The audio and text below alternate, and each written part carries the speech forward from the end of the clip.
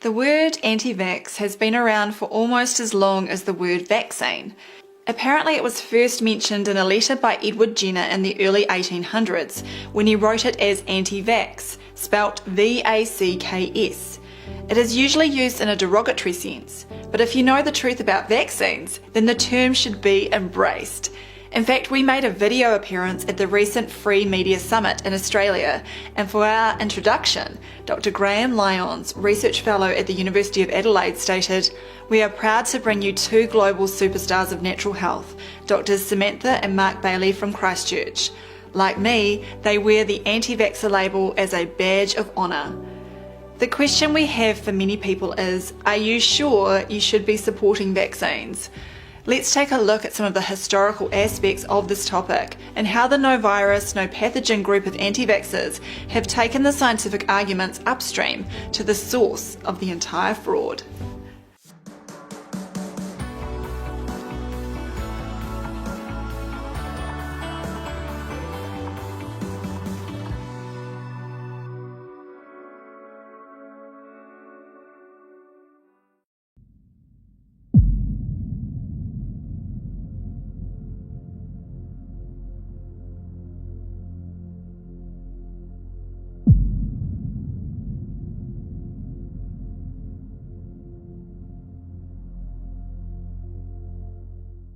Earlier this month, the Daily Mail ran a story about Dr. Anne McCloskey with the headline, "GP with unblemished 40-year career gets 6-month suspension for vitriolic anti-vax comments."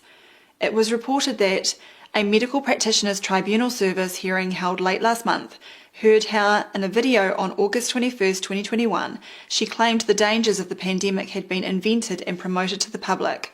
This whole hype has largely been a figment of the media and the government and their lying scientific advisors' deceptions, she said. In another, she claimed COVID vaccines weren't being used to protect people's health, but instead harm them. In other words, she told the truth. But because she discouraged a vaccine, the medical establishment came after her. In a fantastic non sequitur, the Medical Practitioners Tribunal said, quote, "There was clear evidence that Dr. McCloskey's actions had the potential to undermine public confidence in the medical profession, and that by doing this, there was a risk to public health and safety." Notice the ethereal concepts of potential and public health? They produced zero evidence that she harmed anyone. The medical institutions are the ones harming the public, and it is the duty of all of us to call them out. If that means undermining public confidence in other doctors, then that's what we need to do. The Daily Mail article made a half-hearted effort to convince people that the pointless and dangerous COVID shots saved almost 20 million lives in the first-year rollout with this slapdash chart. And who came up with these figures? It was those academics at Imperial College London. Straight to the methods section of the publication, and it states, "For this mathematical modelling study, we used a previously published COVID-19 transmission model and fitting framework to obtain profiles of the COVID-19 pandemic in each country, and thus estimate the counterfactual scenario in which vaccines are not delivered." Frankly, it sounds made up. In other words, even for those who believe in viruses, they can see that this is a work of contrived modelling fiction. And as a final point, who supported the paper? The funders included the WHO, Gavi, the Vaccine Alliance, and the Bill and Melinda Gates Foundation. Welcome to the world of vaccine mythology, where the products kill people and are promoted as life-saving by the vested interests. What was encouraging was that the vast majority of comments under the Daily Mail article were in support of Dr. McCloskey. Keep in mind this is a mainstream publication, but the readers are right behind her and not worried that she made anti-vax comments. Our observation is that this is a result of the COVID-19 fraud. Many people who were neutral or going along with vaccines have looked into this topic and are now turning against the concept. Unfortunately for some, the wake-up happened when they or a loved one were injured following a COVID-19 injection. However, we are still meeting people who have been unwell and are not connecting the dots that the shots they eagerly took have harmed them. Instead, they are being gulled into believing that the fictional particle SARS-CoV-2 is now causing fictional entities such as COVID rebound or long COVID. Anything to keep them buying into a false paradigm. And this is why exposing the source of the virological and germ theory fraud is where we focus our energy, as it will bring down the entire fraud, including the vaccine aspect. Mark and I are currently in the final stages of writing a new book, which we plan to publish in the next few months. Recently, we were researching aspects of vaccines, and Mark exclaimed that almost everywhere you look, the level of propaganda and gaslighting is so intense that it is hardly surprising most people are still taking them. From fraudulent historical claims about Louis Pasteur's work, to bogus statistics, to sensationalized anecdotal stories about an unvaccinated child that became ill. Anyone looking at material from governments, mainstream media, or doctors in the medico-pharmaceutical industry would think that accepting vaccines is a no-brainer. In my video, Death Shot Doctors Stand Down, I covered the 6,700 or so doctors in New Zealand that endorsed the COVID injections in 2021. The mainstream media attempted to pass this off to the public as evidence that the jabs were safe and effective. However, you can safely say that most of these doctors know almost nothing about any vaccines, including the COVID shots. How do I know? Well, I was once a doctor in the system and experienced firsthand the program of indoctrination they are subjected to. Their education consisted of learning the childhood vaccination schedule, possibly some travel vaccinations, and then some pointers on how to deal with anti-vaxxers. They do not learn anything important, such as the exact contents of the vials or the nature of the farcical clinical trials that result in approval of a vaccine. In short, along with the pharmaceutical companies that make the products, they are among the worst people in the world to get advice from. And we haven't even got to the foundational problems of germ theory and, quote, immunity, concepts that have also been hammered into their minds. Most doctors and their overseers are outraged when confronted with the fact that they know almost nothing about vaccines. In 2013, Australian researcher and head of the Australian Vaccination Network, Greg Beattie, made a direct hit when he announced, "If you read one good book on vaccinations, you'll probably know 10 times more than your average GP." Australian Medical Association Chief Dr. Steve Hambleton expressed outrage that the AVN was running down the skills of doctors, each of whom has spent a decade in training. Yes, you can spend a decade in training at Hogwarts School of Witchcraft and Wizardry, but it's a sharp wake-up when you find out that it's a world of fiction. I'm gonna kill him. One way to analyse the evidence of vaccines is on the establishment's own terms. That is, accepting premises such as pathogens and the immune system, and then looking at the official figures of morbidity and mortality for various diseases. One of these standout examples is the book Dissolving Illusions, first published in 2013. Now, don't get me wrong, you can watch my recent interview with co-author Roman Bystrianyk, who is well aware of the problems of disease classification and increasingly with germ theory. However, the book is able to completely refute the notion that vaccines had any significant role in preventing illness or death. For people who are new to this, I encourage them to read the book, or at least view the various charts on the Dissolving Illusions website. Here you can see, for example, that whether it concerns smallpox, whooping cough, or measles, vaccines are not the reason for the vast improvements we have seen. By the way, Greg Beattie has also produced historical vaccine charts, including those specific to Australia. I'll put the link for this information in the description. Now, despite these charts being produced from official figures and being accurate, vaccine defenders have attempted to argue that they are disingenuous. If you want to read a more detailed account of how they do this, then I would recommend the recent Winter Oak Post, Vaccine Evangelists, Apostates and Apologists, Part 5, The Apologists by Jordan Henderson. The piece deconstructs several articles by vaccine apologist Dr. David Gorski, who runs a website inappropriately called Science-Based Medicine. Henderson outlines how Gorski conflates vaccines didn't save us with vaccines don't work. Greg Beattie wrote about this tactic in 2011, noting, quote, These people tend to argue one thing, that this data cannot be used to assess vaccine performance, and they are correct. These graphs do not make any attempt whatsoever to measure the performance of a vaccine.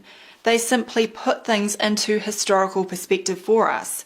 This perspective illustrates that vaccines were unimportant influences in the bigger picture, that they arrived too late to be considered potential contributors of any significance. Greg Beatty, Fooling Ourselves 2011. At Science Based Medicine, Gorski produced another smokescreen when he claimed, "No one ever said that vaccination did account for the impressive declines in mortality seen in the first half of the 20th century. Henderson easily quashes this claim and wrote, "I documented 4 different instances of Paul Offit claiming that vaccines have added 30 years to our lifespan. I shared an interview with Rino Rapoli in which he reminds the audience that before vaccines we lived 47 years and that if we stop vaccinating we will return to living 47 years rather than the 85 current average at the time of the interview." These are cut and dry examples of vaccinationists saying exactly what Gorski is asserting that no one is saying. And Paul Offit and Rino Rapoli aren't just any vaccinationists. They are some of the most prominent vaccine developers and evangelists in the world. The world in the stranglehold of corona. Hundreds of thousands of people are dying. The streets are deserted. The global economy is on its knees. Never before has humanity had to develop a vaccine against a deadly disease as quickly as today. Lifetime achievement goes to Dr. Rino Rapoli. In 2017, the European Patent Office honoured a man for his life's work who now, in the year 2020, could save many lives. Henderson also examines the highly selective charts that the vaccine promoters may display. For example, this is a chart from the situation of whooping cough in Spain 1998 to 2016 by the National Epidemiology Centre. They make no mention in that document that most of the whooping cough mortality decline occurred before the vaccine was added to the schedule in 1965, and they give no explanation for why they started their graph in 1965. Henderson's chart shows the official whooping cough mortality figures for Spain going back to the year 1900, so we can see exactly what they are hiding from the public. Next on the chopping block is the fake graphs, and Henderson finds a classic from Dr. Ian York, now team leader for the Molecular Virology and Vaccines team in the CDC's Influenza Division. Interestingly, Dr. York removed the post earlier this year, but it can still be found on the web archive. York produced this graph and tried to argue that, quote, measles deaths were constant for over 100 years until the vaccine was introduced. But as Henderson explains, the 1937 data point was a complete fabrication at 450, and because the official records from England and Wales indicate the figure was actually 25.6, meaning the graph should look like this. In any case, the graph ends around 30 years before the introduction of the vaccine. Once again, the charts from Dissolving Illusions show what really happened. For a deeper dive into the vaccine conflict and how to address vaccine promoters, please take a look at Jordan Henderson's series over at the Winter Oak website. Suffice to say, there is ample evidence that vaccines are not a, quote, great public health achievement, as claimed by agencies such as the CDC. I think it is fair to say that 2020 saw a surge in a new wave of anti-vaxxers. The COVID-19 situation was the precipitant for some of us to start questioning medical science in a whole new way. By the time the COVID injections were ready to roll out in late 2020, we had discovered that not only did SARS-CoV-2 not exist, as claimed, but that the entire virus model could be dismantled and refuted. As the investigations went deeper, it was apparent that germ theory itself was fraudulent and microbes were not pathogenic. Next to go was the establishment's concept of the immune system, essentially an offshoot of germ theory. At this point, any residual belief that any vaccines could be of benefit to anyone evaporated. It was a realization that we have been subjected to over a century of bogus models that are designed to benefit vested interests, such as the medico-pharmaceutical industry. In many ways, it is a return to the understandings that Béchamp, Leveson, Crichton, Williams, and others had about health. They are smeared by the establishment as cranks, of course, to discourage people from reading what they actually wrote. When the Medical Council of New Zealand made their bungled attempt to gag my speech in 2020, they alleged I was a danger to the public as I encouraged people to do their own research. Well, once again, I encourage you to look into these matters yourself because the public health authorities are deceiving you, whether the various individuals involved realise it or not. As many of you are aware, the Virus Mania team has written to many of the so-called top medical institutions in the world, asking them for one study demonstrating that the vaccinated have better health outcomes than the unvaccinated. If we get a response, it is typically along the lines of, "The information you have requested is readily available through online databases such as PubMed." We respond that we have spent a great deal of time searching PubMed but did not find the information. Could you please just send us one scientific study? No responses to date.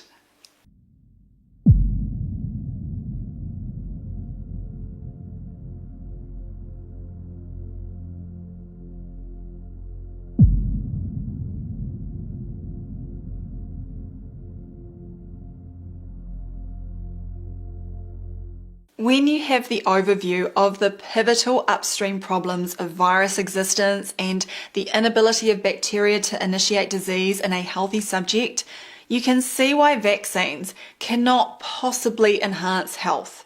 It is also unnecessary to look at studies involving aspects such as antibodies, which are falsely claimed to offer, quote, protection. All they are left with are bogus modelling papers from the likes of the Imperial College and highly disingenuous data manipulation. For example, our research exposed the CDC doing this with the tetanus vaccine in my video, Do I Need a Tetanus Shot? And then there is the issue of allopathic classification of disease, which can be changed to alter case numbers depending on factors such as vaccination rates. We have outlined this with polio, and Katie Sugak exposes this type of deception in her excellent video, The Truth About Smallpox.